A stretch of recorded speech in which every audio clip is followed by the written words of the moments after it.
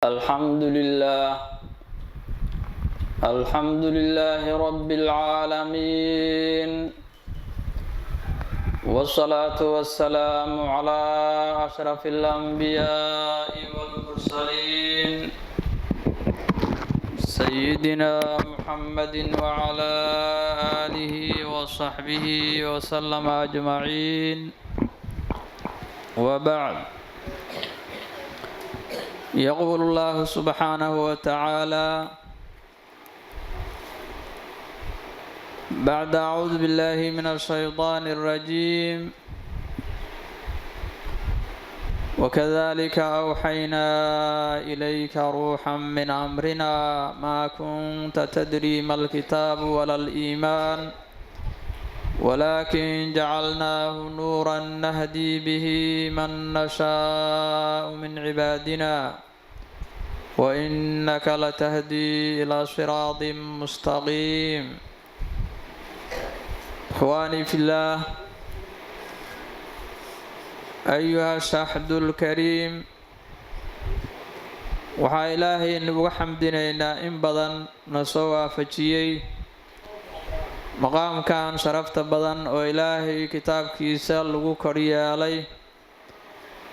oo ilmaha lagu baro ama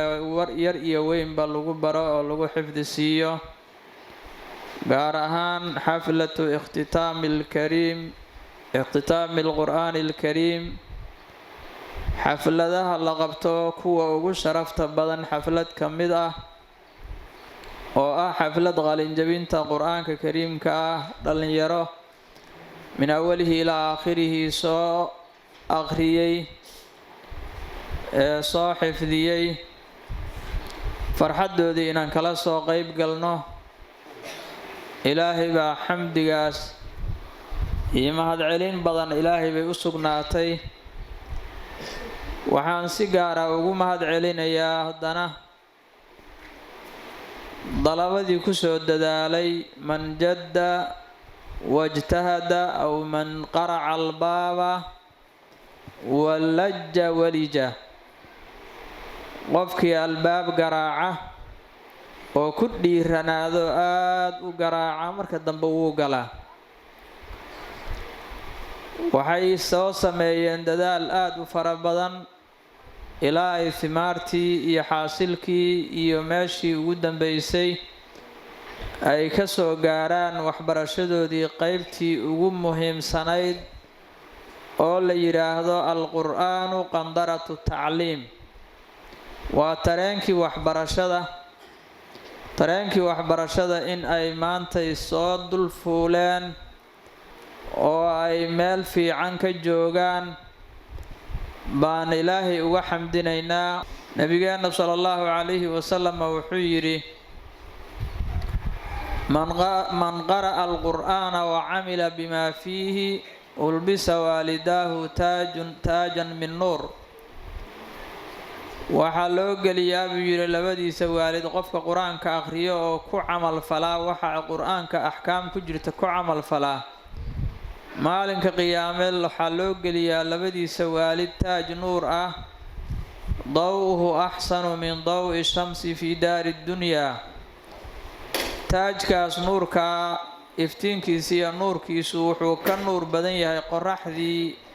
adduunyada ayuu ka nuur badan yahay. markaasaa waxaa la yidhaahdaa fama dannu biladii camila bi haada. maxaa loo malaynayaa haddii dadkii sababta u ahaa oo waalidka ahaa oo kula soo dadaalay, haddii taajkaas nuurkaa loo geliyey oo qoraxda ka nuur badan,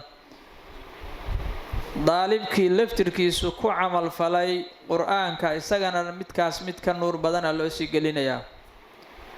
isaguna amaalmarintaa kasii ziyaadaa ayuu yeelanayaa. maxaa yeelay dee waxa weeye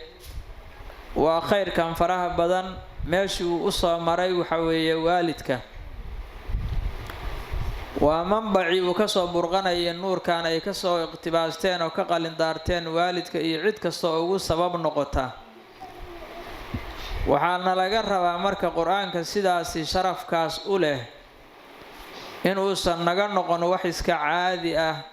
dugsiga in la yimaado ilmaha loo dirsadaayo wax iska caadiya inaysan inay noqdaan wax jawhar qaali ah adigoo qodanayo oo faaganayo kuna yaqiiniyey meeshan inay ku jirto luuliya dhaaman iyo jawhar qaali ah subax kasta adoo kusoo kallahayo isleh allay lehe haddaad saaki xoogaa 1 mitir qodo waxaa kaaga dhiman waa mitir kale oo aad marka rajaynaysid ama yaqiininaysid inaad u tagaysid markaa 2 mitir 3 mitir qodo inaad u tagaysid ay yaqiin kuu tahay sidaas oo kale inay waalidka iyo ahalka iyo ilmuhuba ay ictiqaadiyaan saasaa loo baahan yahay xaqiiqatanna waa sidaas waa wax ka qaalisan weeye nabiga calayhi salaatu wasalaam ee saxaabada wuxuu ku yidhi ma idin sheegaa buu yidhi ma jecel yahay buu yidhi midkiinee jecel inuu kallaho oo badxaana meesha la yidhaahdo amase waadulcaqiiq uu u kallaho oo 2 neef oo geel ah oo kursiyo waaweyn oo aad u qurxoon inuu ka soo helo subax kasta midkii ma jecel yahay buu yidhi markaasi waxay yidhahdeen kullunaa waa jecelnahay ilaahay rasuulkiisiiyo inuu qofku dhib la-aan min qayri ismin walaa qadiicati raximin isagoon qaraabo goysnimo iyo dembi uu ilaahay ka galay midna aan samayn inuu subax kasta intuu ka laho 2 kursiyo waaweyn oo geela soo helo carabtu geela aad u jeclaayeen taa ma jeceshihiin markaasi yidhahdeen kulligeen waa jecelnahay markaasuu wuxuu yidhi waxaa ka khayr badan midkiin intuu masaajidka u kallaho ama mowdicul khayrka u kallaho inuu 2 aayadood oo qur-aana soo barto ayaa 2 kursiyo waaweyn oo geela ka khayr badan buu markaa subax kasta qofka intuu kallaho 2 aayadood ugu yaraan soo akhrisanayo oo soo xifdinayo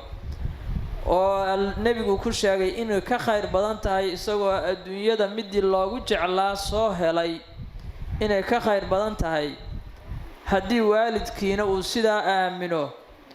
oo uu ixtiraamkaas qur-aanku iyo in ka badanba la yeesho ilmagiina uu la yeesho kii barahayeyna uu la yeesho waxay kulligood noqonayaan khayrukum man tacallama alqur'aana wa callama waxaa dadka iyo dunyada waxaa jooga ugu khayr badan kan qur-aanka baranaya iyo midka barahayo kii barahayay waa mucallimkii waa waalidkii waa gabadhii canjeelada u dubaysay waa kii jidka soo gudbinahayo gacanta soo qabanayay waa kii u kaalmeeyo dhan waa mucallimul khayr waayo wuxuu isaga laftirkiisu ka mid yahay mucallimiin alkhayr ayuu ka mid yahay maadaama uu sabab u yahay inuu ardaygaani faalix uu noqdo mid markaasi muflixa oo uu marka ku liibaano guushi waxbarashada sabab intii ugu ahayd oo dhan waxay helayaan darajadaas dadka mucallimiinta ah darajadoodii helayaan haba la kala badsado oo qof la arkaba intii uu la ekaystay dadaalka iyo isaga waxa uu bixinayo inta ay la ekaayeen baa darajadiisuna la ekaanaysaa idan marka waxaan isugu dardaarmaynaa qur-aanka qaaliga ah oo adduunya aakhiraba qaaliga ku ah man araada addunya facalayhi bilcilm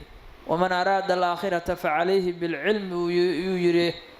imaamu shaafici raximahu llahu tacaala war qofkii doonaya adduunyana cilmiga ha laasimo qofkii aakhira doonaya cilmiga ha laasimo cilmina maxaa ugu horeeyo qur-aanka ayaa ugu horeeyo qur-aanka markaad lafdigiisa barato ee macaanidiisa sidaad u baran lahaydna markaasi siqaarul kutubta yaryar aad ka bilowdo ilaa aad kibaarta ka gaarto kuwa waaweyn aad ka gaarto ilaa aad markaa tafsiirkii ka fahamto waayo qur-aankii ma fahmaysid tafsiirkiisa marka aad kow bilowga tahay ma fahmi kartid laakiin lafdigiisa ayaad baran kartaa oo xifdin kartaa lafdigiisaasaana lagaa ajar siinayaa tacallimtiisa iyo tacallumkiisa iyo qiradiisa iyo xambaaridiisaba waxaa lagaa ajar siinayaa waa lafdiga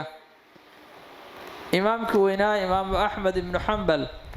ayaa ilaahay subxaanahu watacaala wuxuu arkay baa le 9 iyo 9 goor iyuu ilaahay ru'yo ku arkay markaasuu wuxuu yidhi waxaan ballan qaaday haddaan arko marka boqolaad ilaahay su-aal inaan weydiiyo. markii boqolaad uu arkay markaasuu ilaahay wuxuu yidhi wuxuu su-aalay ilaahay waxa lagugu dhowaado maxaa ugu wanaagsan. markaasuu yidhi bikalaami kalaamkayga ayaa ugu horeeyo bacda aliimaani billaah daacada ilaahay loola imaanayo midda hadda kugu waajibtay waajibaadkii waad la timid inta ama fardulkifaa'iga ku ah ama si sunanta ku ah qur-aanka inaad akhriso ayaa ugu fadli badan. markaasuu wuxuu yidhi bifahmin aw bikayri fahmin, ma waxaa u shardiyaa ajrigaa iyo fadligaasi qofku inuu macnihiisa fahmayo, mase waxa weeyaana ama ha fahmo ama yaanu fahmina waa laga ajir siinayaa. wuxuu ilaahay yidhi buu yidhi bifahmin aw bikayri fahmin, ama ha fahmo ama yaanu fahmine waa laga ajir siinayaa qur-aanka. adkaarta la akhrinayo wax aadan inaad fahamtid loo shardinaynin waxaa laga arkaa qur-aanka. inta kaleeto inaad adoon fahmaynin carabka iska aadisid wax ajira kaga heli maysid, laakiin qur-aanka macnihiisa adoon fahmayn qur-aan inuu yahayba haddaad u akhrinaysid waa lagaa ajar siinayaa. aayaddaasi aayaturaxma ha noqoto, aayatulcadaab ha noqoto, aayad mansuuqa ah oo waxa weeye xukumkeeda la nasakhay ha noqoto, haddiiba aysan ahayn mid marka mansuuqu tilaawo ah oo tilaawadeeda la nasakhay aysan ahayn, kulligood qur-aanka kulligiis mid muxkamay mid mutashaabiha iyo mid qisasa iyo mid axkaama waa laga ajar siinayaa kulligiis, ama macnihiisa garo ama ha garanin. sidaa darteeda ayaa dalabada yaryarka ah oo qur-aanka akhrinayo oo maalinkii casharka intaasoo goor 20 jeer ku soo celinayo, kullamaa ay akhriyaan iyagana waa loo qorayaa, waalidkoodiina waa loo qorayaa, macallimkoodii waa loo qorayaa. intaas oo qof oo ugu kaalmaysay addaalu cala alkhayri ka faacilihi waa loo qorahayaa. dahab iyo luul iyo dhaaman iyo wax ka qaalisan baa halkaa ka socda, madrasada qur-aanka ka socda iyo madaarista kale oo la midka ah. laakiin sidaa laga ajar siinayaa waa qofka sidaas aamina. laakiin qofka aaminsan ilmagu hikaada ha ii barto si uu iskuulka iigu fahmo oo qur-aankuba maqsuud uusan u ahayn, maqsuudkii ha lagu gaaro meesha u keenay kaa ictiqaadkiisii ka lumay oo uu ka fasaaday, ilaahay agtiisa waxba maqaamo iyo ajira ka helaya lama arko. waxaan leeyahay yaanan iskhasaarin, yaanan iska hoojin wax aad u qaali ah, yaanan wax qaali yaanan raqiis ka dhigin, wax raqiis oo danii ah oo liitana yaanan qaali ka dhigin. nebiga calayhi salaatu wasalaam adduunyada isagoo miisaal ka bixinayo ayuu saxaabadii oo la socoto wuxuu soo maray orgi dhukan oo bakti ah. waa orgi bakti ah, haddana markii hore dhukanaa kuwa dhagaha yaryar oo aad aan quruxsanayn ahaa. markaasuu wuxuu yidhi midkiinee midkan orgigaan dhukan oo baktigaa dirham ku qaadan lahaa. dirham maahane sidiisa isagoo noolba xataa annagu ma qaadanina leeyo midkaan basoo baktiga iska dhaafe. markaasuu wuxuu yidhi adduunyadu ilaahay agtiisa kan waa ka xaqiran tahay. midkaas baktiga ah oo aan iyo wax la mida inay ku waxaweeye ay hawaystaan maahane aan qof caqli lihi hawaysanayn, adduunyadu ilaahay agtiisa way ka liidataa. idan marka haddii ay adduunyadu ilaahay agtiisa intaa ka joogtay, ay adiga marka qur-aankii kalaamkii ilaahay oo wax ilaahay loogu dhowaado ugu qaalisanaa ay kaala weyn tahay, oo aad asaga maqsuud aadan u arag, oo waqti inuu kaa dhumay ilmaha inuu waqti ka dhumay aad aaminto, oo markaasi aad waxa weeye leedahay waa lu go'san yahay oo intaa waxa weeye 10 sano 10 jir buu ku gaaray dugsigiiyo waa lu go'ayo marka waxa weeye meeshii loo socday buu ka habsaamay, ay kula tahay taasi waxa weeyaan ilaahay agtiisa wax ku yaala lama arko. dadaalkaagii intaasoo sanaa ku soo bixinaysayna wuu khasaaray. adigana waxaad adduunyada ka helaysaa waa wixii ilaahay kuu qoray ee waxaan ilaahay kuu qorin ka heli maysid. adiga iyo ilmagaaguba adduunyada intii loo qoray ayay ka helayaan mooye mid aan loo qorin heli maysid. kii aakhiradana waa iska khasaarisay. taas ilaahay baan ka magan galnaa. dadka islaamka nama daninayno inay sidaas yihiin dalabadan iyo dadka waalidkooda ahna inay waxa ictiqaadsan yihiin ma daninayno laakiin dad badan sidaas ayaa jira dunyada waa inaan iskaga dignaa inaan ictiqaadku naga fasaado inaan ixtiraamka ka lunno inaan xaq dhowrka diinka quraankani waxa uu qiimo iyo sharaf ilaahay agtiisa ku yeelanayaa isagu inuu ku qiimaysan yahay asaguna inuu ku qiimaysan yahay quraanku maxaa lagu fahmayaa waxa lagu fahmayaa in aad kitaabku ku qornaa ku xurmaysan yahay oo aad xurmayso qofka xafidsanna xurmayso kii ku barahayay xurmayso daalibka kale oo quraanka kula baranaya inaad xurmayso ayaa laga garanayaa inuu quraanku xurmo kula leeyahay haddaan culimmadii xurmo kula yeelan oo quraanka xambaarsanayd oo aanay kitaabkii laftirkiisa quraanku ku qornaa xurmo kula yeelan quraankiina kuma xurmaysna waxay dhihi jireen culimmadii hore markii ay dadka markaa dalabada ah ay ka waaninayaan inay dalabada kaleeto ay marka dhibaan oo inay xurmeeyaanna ku waaninayaan maxaa yeelay xurmayntoodu kan xaamilul qur'aanka ah xurmayntiisu waa qur'aankii ah xurmaysay waxay dhihi jireen xabad xerow la saaray xikmadi ma gasho macnaha qof xerow ah oo qur'aankii kula baranayo haddaad inta halkaa kor u qaado xabadka u saarto dhulka aad saarto aad isagii ka kor mariso xabadkaaga xikmadi geli mayso yacni waxaad xaqirtay qofkii kale ee qur'aanka xambaarsanaa ayaad xaqirtay markaasaa waxaa ka laasimayso inaan qur'aankana kuu xaqiran yahay oo si xurmo kula lahayn sidaa darteeda qur'aanku hadduu xurmo kula leeyahay waa in ahalkiisuna kula xurmo leeyahay ahalka qur'aanka waa inuu kula xurmo leeyahay maxaa yeelay ilaahay buu xurmaysan yihiin ilaahay baa xurmeeyey qur'aanka iyo ahalkiisa ilaahay baa xurmeeyey ahalkaasi oo ahayd marka waxa weeye ikraamu waxaa min ijlaalillaahi xadiis baa ahaa ilaahay weynayntiisa waxaa ka mid ah ikraamu dishayba midka ciroolaha ah iyo waxaamilil qur'aan غير الغالي ومدك عرولها inaad ixtiraamto ood xurmayso oo aad iimaanka iyo islaamnimadu kaaga weyn yahay ku xurmayso intaadan dhalan oo uu tawxiidsan jiray ku xurmayso iyo xaamilul qur'aanka oo xurmayso min ijlaalillaahi bay ka mid yihiin weynaynta ilaahay bay ka mid yihiin inaad ilaahay weynaysan bay ay weynaysay ayay ka dhigan tahay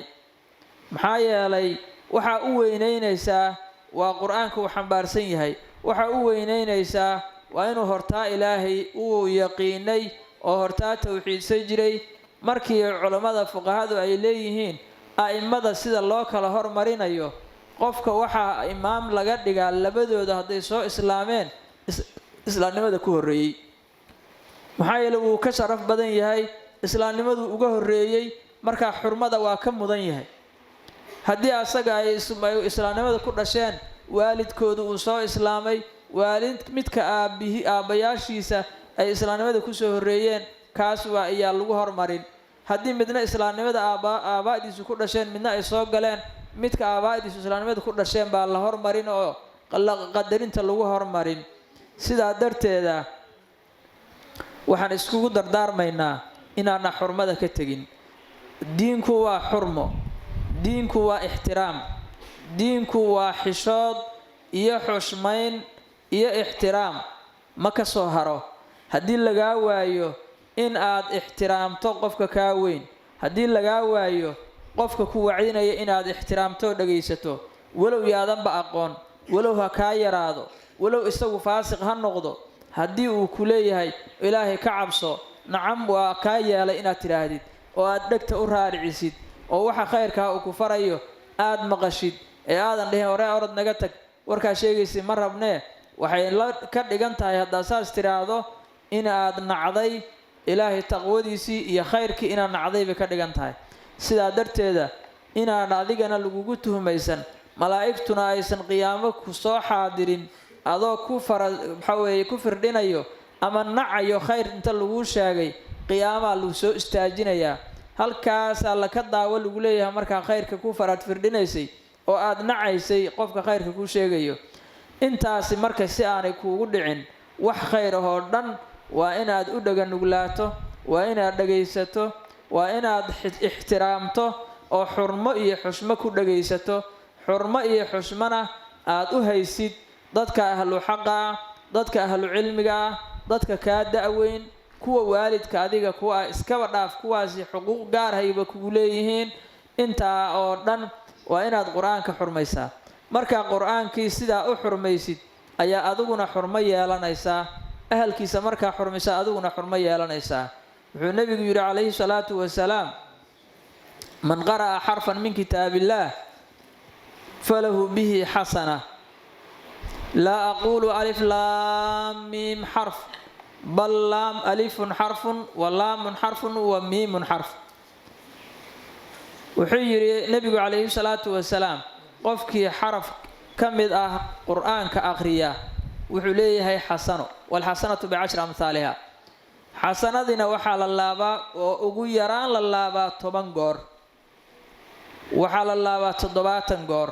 waxaa la laabaa 700 goor, waxaa la laabaa ka sii badan. oo qof la arkaba bixasabi itqaanihi wa ixtiraamihi intuu xurmo iyo xaweeye sugitaan qur-aanka iyo khushuuc uu u hayo ayaa loo laalaabayaa.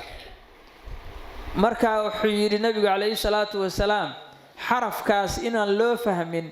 inay tahay marka kelimo inay tahay inaan loo fahmin, aayad inay tahay inaan loo fahmin. wuxuu yidhi: laa aquulu alif laam miim oo wada jirtaay waa hal xaraf ma dhahayo, bal alifun xarfun wa laamun xarfun wa miimun xarfun. markaasaa alif laam miim markaad tidhaahdid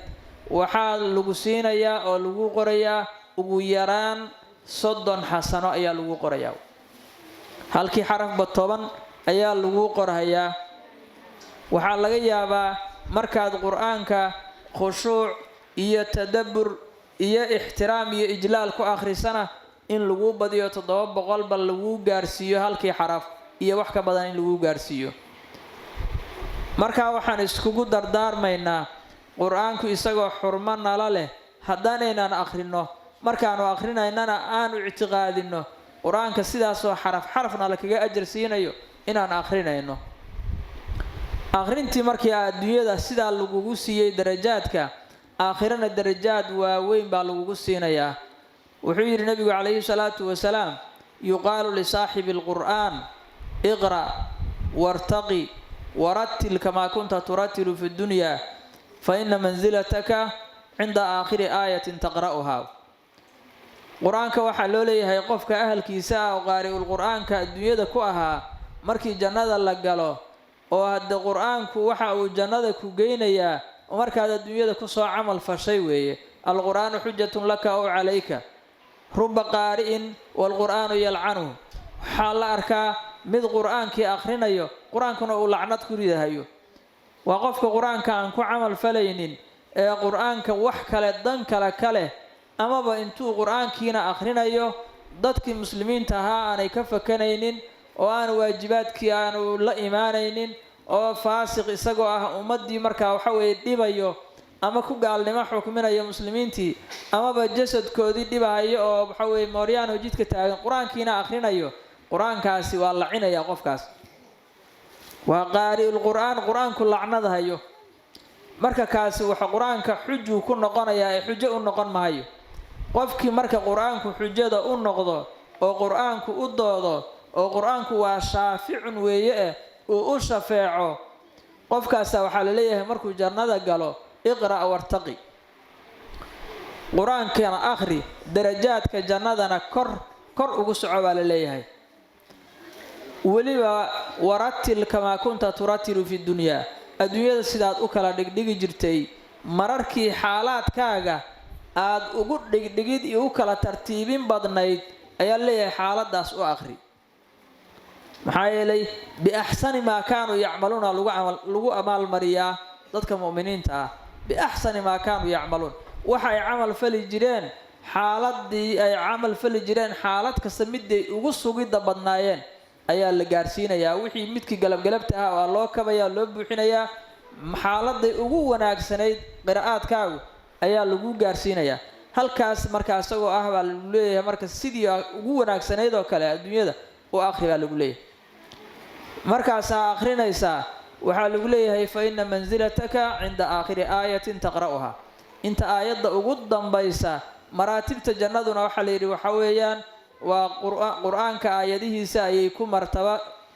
bay la eg yihiin meesha ugu sarraysaa tegaysa haddaa qur-aanka kulligii taqaano haddaa qur-aanka waxyaabo ka mida taqaanidna intii aad taqiin markii ay kaa dhammaato ayaa lagu leeyahay halkana booskaagu yahay ee deg darajaadka jannada kuuma dhammaystirna qayb ka mid aha kaa dhiman mid baa kusii dhaafaya awlkaa qur-aanka aqoonta badnaa koru kuusii dhaafaya marka waxaan iskugu dardaarmaynaa qur-aanka sidaasi ah oo adduun iyo aakhiraba aad ku sharafoobaysiin adduun iyo aakhiraba aad ku sharafoobaysiin haddii aad adduunyo doonaysidna ay tahay miftaaxu tacliim xataa adduunyada haddaad rabto inaad barato qur-aanka haddaad ilaahay dartii intaad usoo xafido markaasi aad adigoo dhaqankiisii wanaagsanaa wata inaad adduunyo barato aad doonto markaas xataa adduunyadu midka aan qur-aanka soo baran waad uga fiicnaanaysaa waa uga fiicnaanaysaa adduunyadii xataa oo aad waxaad adiga taqaanaa qur-aankii ood soo xafiday oo wax la xafido ugu mucjis ahaa oo ugu icjaasanaa ayaad soo xafiday wax kasta waa kaaga sii sahlan yihiin